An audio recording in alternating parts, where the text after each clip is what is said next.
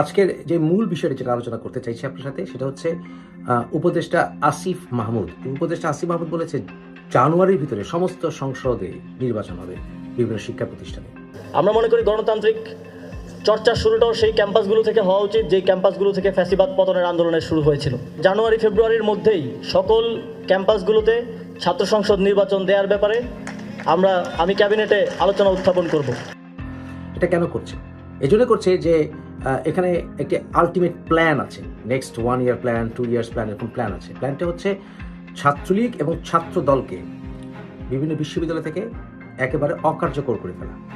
তাহলে এত দ্রুত তড়িঘড়ি করে নির্বাচনের কথা সংসদগুলোকে চালু করার কথা বলতো না আসিফ মাহমুদ। যেহেতু বর্তমানে ছাত্রলীগ নাই ঢাকা বিশ্ববিদ্যালয়ে বা আসতে পারছে না বা বাধাগ্রস্ত হচ্ছে, ছাত্রদলও অনেকটা ইনঅ্যাক্টিভ। সেই ক্ষেত্রে যদি নির্বাচন দেওয়া যায়, সেই নির্বাচন নানাভাবে প্রভাবিত করবে। এবং যেহেতু ঢাকা বিশ্ববিদ্যালয়ে বর্তমানে মাদ্রাসা ছাত্রদের যথেষ্ট প্রভাব, তাই এই পরিস্থিতিতে এখন একটা নির্বাচন দিলে সমন্বয়কারীদের প্রভাব থাকবে সেই নির্বাচনের ফলাফলে। আলটিমেটলি বিভিন্ন হল সংসদগুলোতে পর্যন্ত তাদের নিয়ন্ত্রণে চলে যাবে এবং অসংখ্য বহিরাগত, এই সমন্বয়কারীদের নেতৃত্বে অসংখ্য বহিরাগত ঢাকা বিশ্ববিদ্যালয় সহ বিভিন্ন শিক্ষা প্রতিষ্ঠানে রয়েছে, বিভিন্ন হলগুলোতে রয়েছে। এবং তারা যদি নির্বাচন দেয় তাহলে সেই নির্বাচনের ফলাফলকে তারা কেন্দ্র করে বিশ্ববিদ্যালয়গুলোতে বিভিন্ন রাজনীতি বন্ধ করে দিয়ে বিভিন্ন ছাত্র সংগঠনগুলোকে সেখানে আসা থেকে বাধা দিবে। এবং যেমন সিটি কলেজে এখন এমন একটা অধ্যক্ষ আছেন দায়িত্বে, যিনি হিজবুত তাহরির সদস্য, এবং উনি ওনার আরেকজন সঙ্গীকে নিয়ে, যিনিও হিজবুত তাহরির, তার মাথায় টুপি দেখবেন, এক মিছিলের ভিডিও দিব আপনাদের, সেই লোকটাকে নিয়ে উনি ছাত্রদেরকে সহ মিছিল করেছিলেন নবীর সম্মানের জন্য। নেক্সট টাইম থেকে কখনো যদি কোনো উল্টাপাল্টা বা ইসলামের বিরুদ্ধে কোনো কথা বলে, ইন্ডিয়ার কোনো অস্তিত্ব টিকে থাকবে না।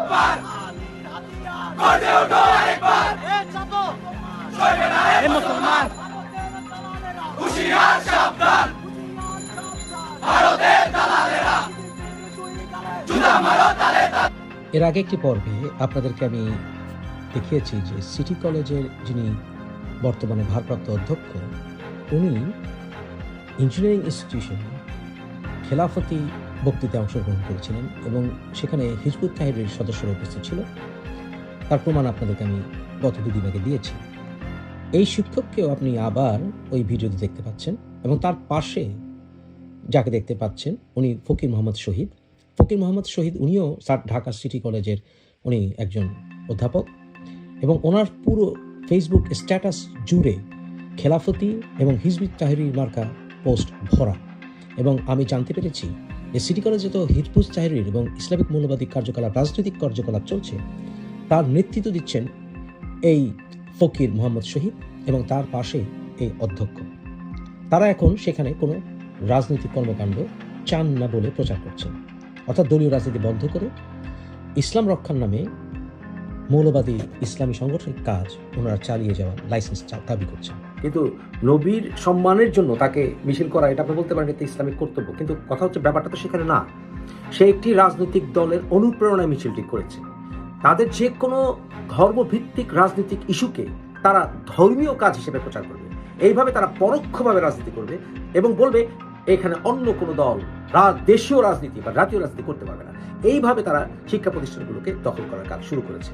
ঢাকা বিশ্ববিদ্যালয়ের ক্ষেত্রে তাদের সেই পরিকল্পনা আছে। তারা বুঝেছে বাংলাদেশের যে কোনো পট পরিবর্তনের ক্ষেত্রে ঢাকা বিশ্ববিদ্যালয়কে রোল প্লে করে। তাই সংসদগুলো যদি নিয়ন্ত্রণ করা যায়, তাহলে এই সরকার যদি 1 বছর, 2 বছর, 3 বছর, 4 বছরও থাকে, ঢাকা বিশ্ববিদ্যালয় থেকে আর কোনো মুভমেন্ট হতে পারবে না। কারণ তারা হলগুলো থেকে শুরু করে বিভিন্ন জায়গায় তারা নিয়ন্ত্রণ করবে, তারা পাহারা বসাবে এবং ঢাকা বিশ্ববিদ্যালয়ে কোনো সরকার বিরোধী, ইউনুস বিরোধী, সরকারের নির্বাচনে টালবানা বিরোধী কোনো আর মুভমেন্ট হবে না।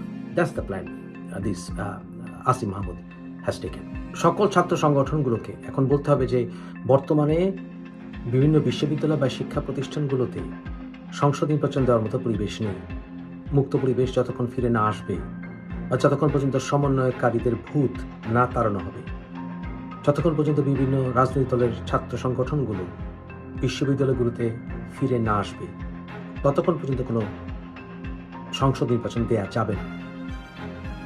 অন্যথায় এই বিশ্ববিদ্যালয় বা শিক্ষা প্রতিষ্ঠানগুলো দখল করে ফেললে, যদি নির্বাচন ডিলে করে বর্তমান সরকার, তাহলে বিএনপি বা কোনো সংগঠন তাদের বিরুদ্ধে আন্দোলন করে কোনো ফলাফল আনতে পারবে না। আসিফ মাহমুদের এই কথায় বোঝা যাচ্ছে যে তারা সময় ক্ষেপণ করছে।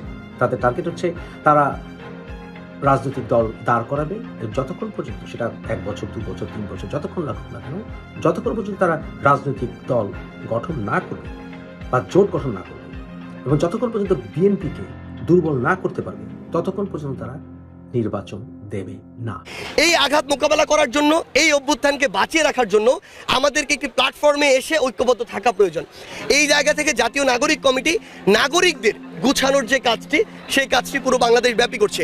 আর এই তরুণ প্রজন্ম যারা, যেখানে বিগত 16 বছর ধরে বাংলাদেশের রাজনৈতিক দলগুলো বারবার চেষ্টা করেও ব্যর্থ হয়েছে, সেখানে যেই তরুণ প্রজন্ম ওই খুনি হাসিনার পতন ঘটিয়েছে, তারা রাজনৈতিক দল গঠন করবে কিনা এটা বাংলাদেশের মানুষ নির্ধারণ করবে। কিন্তু আমরা আমাদের জায়গা থেকে বিশ্বাস করি যে তাদের একত্রিত হয়ে একটি নতুন রাজনৈতিক দল বাংলাদেশে থাকা উচিত। আমরা বিশ্বাস করি বর্তমান বাংলাদেশের ডিমান্ড হচ্ছে -2 না, বরং +2 ফর্মুলা। যখন বাংলাদেশের প্রধান রাজনৈতিক দল 2টার জায়গায় 4টা হবে, তখন রাজনৈতিক দলগুলোর মধ্যে মানুষের জন্য কাজ করার যে প্রতিযোগিতা, সেটি বৃদ্ধি পাবে।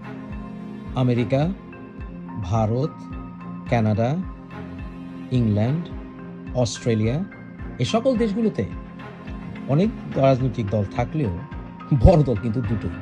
সেখানে মানুষের চাহিদা পূরণের জন্য সেখানে কিন্তু 5-6টা শক্তিশালী দল নেই। এই সার্জিস আলম যখন আর্মি প্রোটোকলে রাজনৈতিক দল গঠন করার কাজ করে, তখন এর দায়িত্ব কিন্তু ওয়াকারকে নিতে হবে, ডক্টর ইউনূসকে নিতে হবে, এবং দেশের বাইরে কোনো শক্তি তাদেরকে স্পন্সর করছে কিনা সেই বিষয়ে আমাদের খেয়াল রাখতে হবে।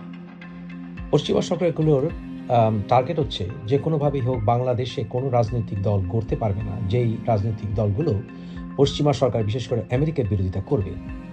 যেহেতু শেখ হাসিনা অ্যাডমিনিস্ট্রেশন আমেরিকার বিরুদ্ধে গিয়েছিল, তাই তারা যাতে ভবিষ্যতে এরকম না করতে পারে, এমনকি বিএনপি যদি আবার কোনো কারণে আমেরিকার বিরুদ্ধে হয় বা পশ্চিমা বিরোধী হয়, সেটা যাতে না হয় তার জন্য তারা একটি তৃতীয় দল সৃষ্টি করছে ডিজিএফআই এর মাধ্যমে, আর্মির মাধ্যমে, ডক্টর ইউনূসের মাধ্যমে, যাতে করে তাদের ইন্টারেস্ট বজায় রাখার জন্য এই সকল ইসলামী মৌলবাদী দলগুলোর মাধ্যমে বাংলাদেশকে নিয়ন্ত্রিত রাখা যায়, ভবিষ্যতে যাতে তারা আবার পশ্চিমা দেশগুলোকে, বিশেষ করে আমেরিকাকে বিট্রে না করে। জামাত একটি নির্ভরযোগ্য দল পশ্চিমা দেশগুলোর কাছে, বিশেষ করে আমেরিকা, ইংল্যান্ডের কাছে। জামাত সবসময় পশ্চিমা দেশগুলোর সাথে ব্যালেন্স করে চলেছে, তাদেরকে খুশি রেখেই চলেছে।